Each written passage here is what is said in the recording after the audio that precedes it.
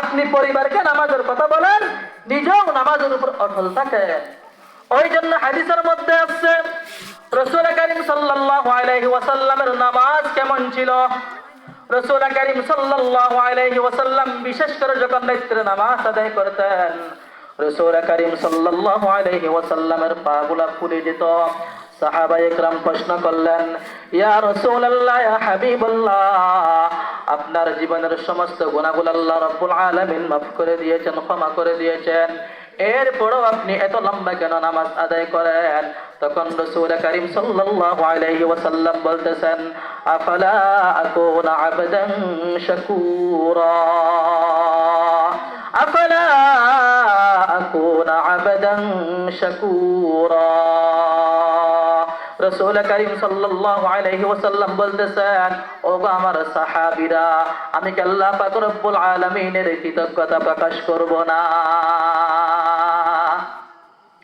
আমি কি আল্লাহ পাক রব্বুল আলামিনের কৃতজ্ঞতা প্রকাশ করব না?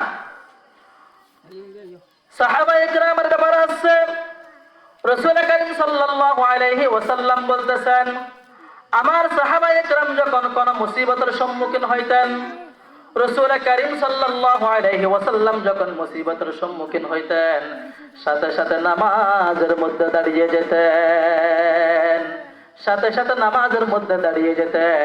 এখন আমাদের অবস্থা কি? একটু গায়ে জ্বর উঠছে, দোকানের মধ্যে ডাক্তারের কাছে চলে গেলাম, কিন্তু সাহাবায়ে কেরামের অভ্যাস এমন ছিল না। সাহাবায়ে কেরাম রিদওয়ানুল্লাহি আলাইহিম আজমাইন যত বড় মুসিবত আসুক না কেন, সাথে সাথে তারা নামাজের মধ্যে দাঁড়িয়ে যেতেন, তারা নামাজ আদায় করতেন। ওই জন্য রাসূল করিম সাল্লাল্লাহু আলাইহি ওয়াসাল্লাম বলেন, বান্দার সাথে আল্লাহর সাথে গভীর সম্পর্ক কখন হয়? বান্দা যখন নামাজের মধ্যে থাকে, সিজদার মধ্যে থাকে। ওই জন্য আল্লাহ রাব্বুল আলামিন বলতেছেন, বান্দা উসজুদ ওয়াকতারিব, তোমরা সিজদা করো এবং আমার কাছাকাছি হয়ে যাও। সুবহানাল্লাহ। বান্দা তোমরা সিজদা করো, আমার কাছাকাছি হয়ে যাও। ওই জন্য পাঁচ ওয়াক্ত নামাজ আমাদের জীবনের সঙ্গী হিসাবে গ্রহণ করা লাগবে।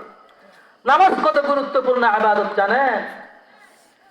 আল্লাহর নবী সাল্লাল্লাহু আলাইহি ওয়াসাল্লাম বলতেছেন, যে সমস্ত মানুষগুলা অবহেলা করে নামাজ আদায় করে না, নামাজ পড়ে না, ওই সমস্ত মানুষগুলা কাফের হয়ে গেছে। কাফের এবং মুসলমানদের মধ্যে ব্যবধান হচ্ছে তারকুস সালাহ, নামাজ নামাজ নামাজ। মুসলমানরা নামাজ আদায় করে, কাফেররা নামাজ আদায় করে না। এই হচ্ছে ব্যবধান। আজকে আপনি আমি কেমনে শুয়ে দেখতে পারি নামাজ না পড়ে? কেমনে শুয়ে দেখতে পারি? মসজিদের মধ্যে আজান চলতেছে, আপনি ঘরের মধ্যে ঘুমাইতেছে।